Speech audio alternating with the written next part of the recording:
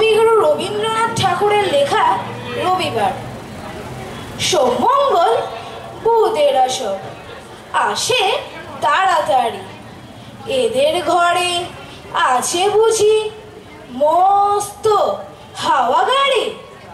রবিবার সে কেন মাগো এমন দেরি করে? ধীরে ধীরে পৌঁছয় সে সকল বারের পরে। আকাশ পাড়ে তার বাড়িটি দূর কি সবার চেয়ে? সে বুঝি মা তোমার মতো গরিব ঘরের মেয়ে।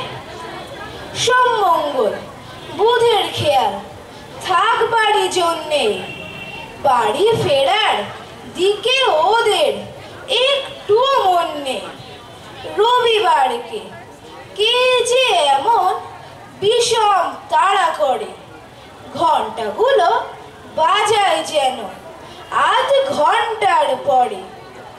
আকাশ পাড়ে বাড়িতে তার কাজ আছে সবচেয়ে। সে বুঝি মা তোমার মতো গরিব ঘরের মেয়ে।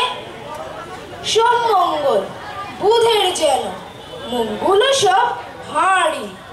ছোট ছেলের সঙ্গে ওদের বিষম মারামারি।